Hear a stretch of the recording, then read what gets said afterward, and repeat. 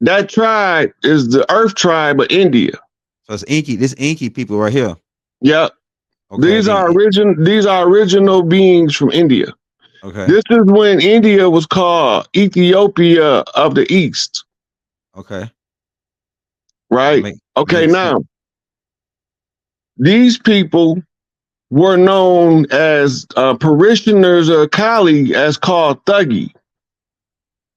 They was drafted by Mama Kali, another incarnation of Inanna, to because they was stealing the gold, and she was taking the gold from Enlil's caravans on the roads, so they became the pariah of the society. Mm-hmm. Right. So now, if we go to Japan, type in AINU.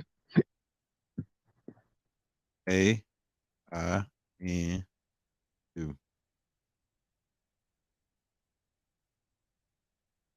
Yep, Anu people. These are Anu's children of Earthborn wife. You see the guy right there with the long beard at the top? Yeah. Not him. Not him. It was next to him. Right here, right here. This Yep. One? Yep. That's what they look like. Wow. Wow. Okay. They called the Anu because they were from the seed of Anu. But the pronunciation is different when they give it in their native tongue that's not even Japanese. Wow, look at this dude. Mm-hmm. This is where you get to remember the karate movie with the golden master and the silver master? And the drunk guy, yeah. Yeah, that's where you get that from them. They was the original masters. They used to sit in the lotus position and they be 4 feet off the ground. Wow. All of those secrets have been suppressed and hidden from the public because they don't want us to see it. Wow. So Mr. Miyagi was from these people. You know what I'm saying? That's when they start mixing with the ones that was made that lightened them up and made them modern Japanese. He got like the same little thing as in the ancient Kemet, like a little, it's like a serpent or something on his head. Yeah, the symbolism doesn't change in the Earth tribes. That's fire. Okay, now all of these cultures was matriarchal. Okay. Now remember, it said under Shakti that they was displaced because of a war with the patriarchs. Okay. Right. This is what I was talking about when I was saying how the patriarchs usurped the throne of Big Mama. Okay. All right. Okay. So she was known as Sybil, Cebel. You want me to type that in? Yeah. I sent you a thing on it, but I don't know if you'd be able to find it all in pictures I sent you. I sent you too many. Wow. So wow. So a lot of what we had, they talk about mud floods, and I saw a movie the other day. It wasn't made here, and a lot of movies recently aren't being made here which proves that Hollywood is dead. But they were saying in this movie it was about a giant, a troll, and it turned out he was the king of the trolls. And they had years and years ago killed most of all of the trolls, and they built this palatial place overseas somewhere on top of what had been their domain. And this one that survived was coming back, but the guy was the Albion was saying it was customary, he said, for a new king to build his kingdom on top of the one that he defeats. So that's what they were going around doing. When they would take over or do a siege and whatever, they wouldn't necessarily go into the same castle or whatever, but they would, if they had to knock it down or whatever, they would build on top of it, sort of like showing that I'm the king of the hill. Or right. So what they did with our castles is repurposed them as state buildings, prisons, and institutions. mental institutions, right? Because they said that because we all went to fight in the Gullah Wars, that none of the chiefs is willing to send their braves to fight that they not willing to go fight themselves. This is how whole tribes moved, right? So it's a prime example is the Pueblo. They don't know where they went. I know where they went. They went to fight the Gullah Wars. And what happened after that? So while we fighting the Gullah Wars in Florida, Lewis and Clark backdooring us. Oh, having their expedition. Right. Now they being led by Big B and Bay. Which bank? Big B and Bay, Benjamin Banneker. Oh, Big Ben. Okay. He was the translator. Oh, so he was, okay. He took them throughout the land. Right. But he was also the navigator. Right. So that means that when he get back and do his report, he the one have to declare the land abandoned when because it's a survey for the protectorate agreement after the French sold the Port of New Orleans to the English, they sold the protectorate right with it. So did he attest to the fact that that it was abandoned? Is that what it is? Yep. So that's the contract that allowed them to expand into what's called the Louisiana Territory now. But it was under false pretense. I said. See, while we going to fight the wars, they figure because ain't nobody in the house right now that it's abandoned. It's not abandoned, motherfucker. We just had some business to go take care of. And we came back to all of the metropolises that they claim is new cities that's ancient, like Chicago or Detroit, right? Ontario, Canada. Those are ancient settlements that we've been had there. New York. Research the Manhattan Indians, the Chinnecocks. They was already there. When they came into Manhattan as Dutchmen. But they look like us. Wow. Right? And so they blended in with the people. So I remember the story of hearing tales about when say like ODB he realized that he was his family were native, if you will, to that territory. Exactly who he was. Do you think that's why what they did, what happened to him is because he was speaking out about who he really was? He was a Hioka priest. So that's why they got rid of him then. Because he was telling in the public domain who was the ones that was taking out the contracts, using the JDL, taking out the contracts on entertainers to control the narrative in the inner city by whacking the entertainers. They call them star whackers. It seems like we got a lot of star whackers still operating today. Because they whacking seems like every now you have extractors operating to interrupt the whackers. So remember you brought up L. Ron Hubbard, right? And Dianetics. Right. So Scientology is set up, but L. Ron Hubbard used admiralty jurisdiction as a captain of a ship. Right? So everywhere he fenced in becomes his embassy. And this is why all of the European celebrities turn to Scientology when they start putting the pressure on them through these 3-letter organizations that we call star whackers. Right? They was going to them for protection and to cover their assets. This is why they always talk about so-and-so put all of his money in Scientology. Tom Cruise put his money in Scientology. Yeah, because if he didn't, they was going to extort him out of it or kill him or his family. This is what they call, they sacrifice somebody. They didn't sacrifice somebody. They refused to do business and somebody got murdered. And that's the only extent of the sacrifice that it was. So they went under Scientology for protection from what they had gotten themselves involved in. Right. That's the true connection between Scientology and Nation of Islam. The Nation of Islam. Yeah, because I thought, before you say that, I was kind of upset when I found out a few years back the Nation of Islam was doing the Dianetics and the clearing. I'm like, why are they connected to them doing that? You remember that? They had to show in the public domain the alliance made between the Scientologists to protect the pale-skinned people and the Nation of Islam to protect our people in Hollywood while we get the imposters out. Okay. But they can't tell you what they're doing. You got to figure it out. So you saying Scientology is a good thing because it was really a I'm cover. not saying it's good or bad. I'm just saying the function that they serving is to protect good people from being extorted and murdered.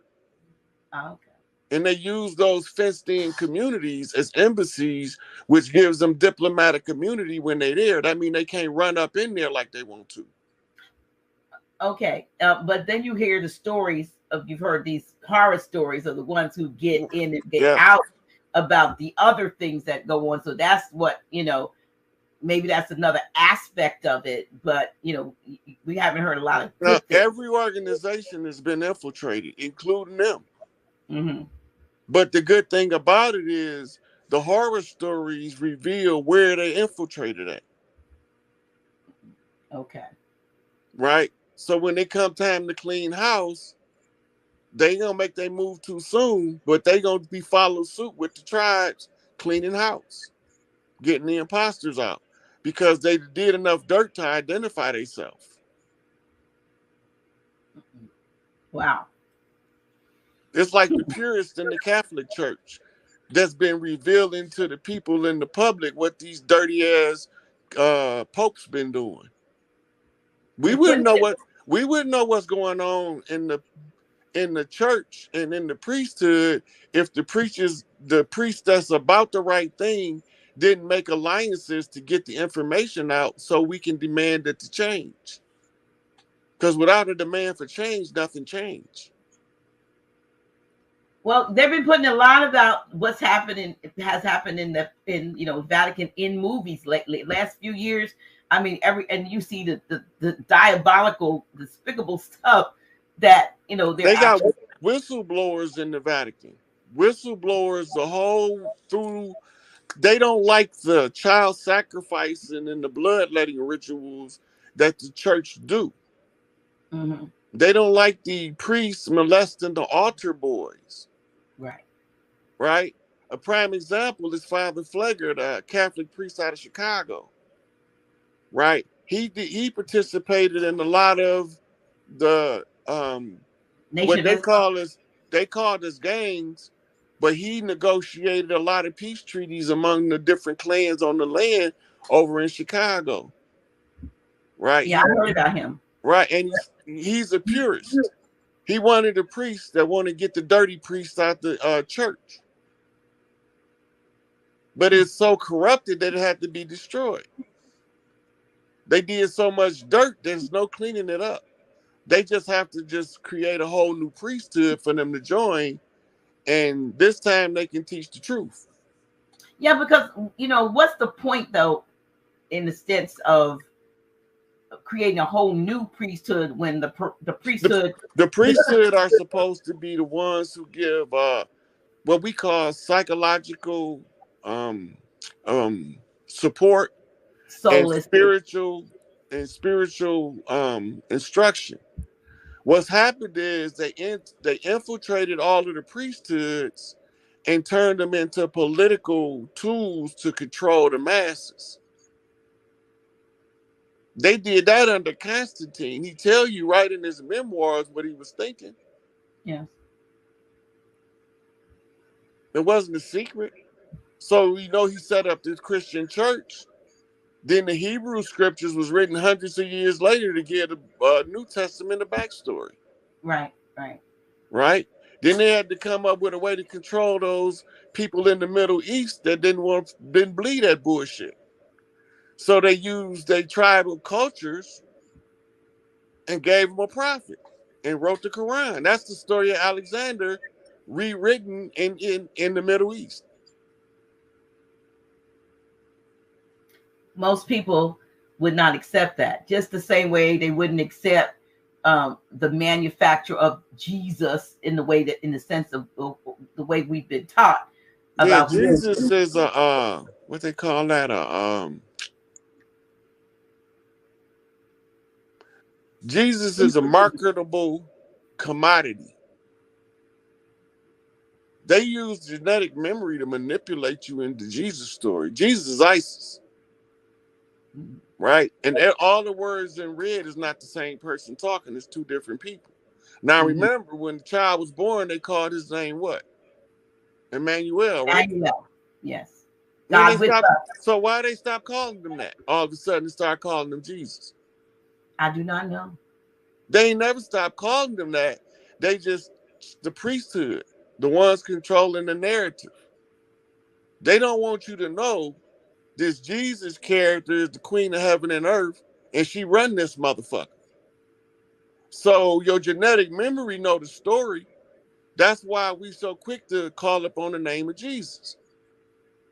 But remember, it say right there in the book, many shall come to me in the last days. Say, I healed the sick, raised the dead, and cast out demons, all in your name. It's a department for me. I never know from you. I never knew Why you. would you not know them? They calling on the name that ain't yours. Right. Because in another part, it say the power is in the name. But it's a Greek that they translating it from. So when they say in Jesus, the name Jesus, they saying in Greek ISIS. But because we don't do our diligence on the research side, we get tricked. Genetically and genetic memory, you know the ISIS story. It's encoded in all of us. Now all they got to do is figure out a way to harness it and control the narrative as the ISIS story play out in our community as this commodity that they marketing called the Jesus Christ. But it looks like a lot of well-known, higher up, leaders in the Christian church, at least around in the U.S., are just kind of I don't know whether they're bailing out, but they're changing their stance on so many things. Like as if they want to get, like as Grand Sheik and I were talking, get ahead of karma. Like now I've sucked this, I've bled this thing for all I can get, and I better like get out while the getting is good, or say something that's contrary to what I've been saying for the last 25 years that has made the people subservient to this, fiction. And now you see that. But most of the ones that go to seminary, they know exactly what I'm talking about. Oh, they get taught that. They get taught literary, and we get taught literal. They get it. They get it as Bible as a literary work. We get it, and then they make a profession out of it. Their faith. We get it in the college that I went to. We get it as literal. But when it's really taught in Yale, the seminaries, the big those, they're literary. It's literary. Right. So let's take like Chuck Missler, right? Mm-hmm. Chuck Missler will tell you flat out that's contrived. They made that up. And Chuck Missler talk about flying saucer. I mean, like what we would call extraterrestrial occurrences and stuff. Which now that my eyes open, I see all. He figured out how to be able to tell you the truth without being persecuted by the machine. Watch how he do it. He opened up with the Jesus script that they give him to give y'all. Then in the middle, he gonna bust you. That's made up. This is a contrivance. They contrived that. That came from nowhere. They basically pulled this out their ass. And then at the end, he gonna say, don't forget the Jesus script. So he sandwiches it between the truth in between the fiction. Right. Bracket it in. Mm-hmm. But he flat out be like, this is a contrivance. This is made up. We don't know where I got 30 Piscatarian, whatever the fuck they call themselves, and all of us can't seem to find out where they got this from. So it's a contrivance. They made it up. Right? Yeah. Now remember, they use pale faces, they use Jimmy Swaggart, they use Oral Roberts to give us the bullshit. And we had to get friendly faces we had to get Chuck Missler, right, to tell us it's contrived, while the other ones is telling us the bullshit. Another one, right? another So one tells we you the truth do right now is